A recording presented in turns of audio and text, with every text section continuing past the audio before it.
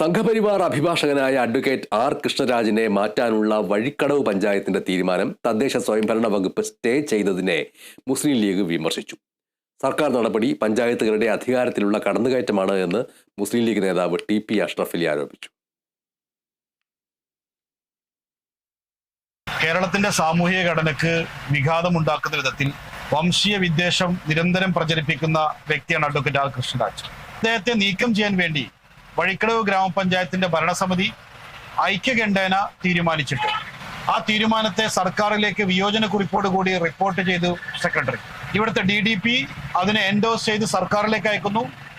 എന്നാൽ സർക്കാർ അത് പരിശോധിച്ചുകൊണ്ട് അത് നിയമ സെക്രട്ടറിക്ക് അയച്ച് ട്രിബ്യൂണലിന് അയച്ച് അതോടൊപ്പം തന്നെ പഞ്ചായത്ത് ഭരണസമിതി എടുത്ത തീരുമാനത്തെ റദ്ദു ചെയ്തിരിക്കുകയാണ്. അധികാര വികേന്ദ്രീകരണത്തോടു കൂടി തങ്ങളുടെ സ്റ്റാൻഡിംഗ് കൗൺസിൽ ഉൾപ്പെടെ ആളുകൾ തീരുമാനിക്കാനുള്ള അധികാരം പഞ്ചായത്തിനാണ്. ആ പഞ്ചായത്തിന്റെ അധികാരത്തിൽ സർക്കാർ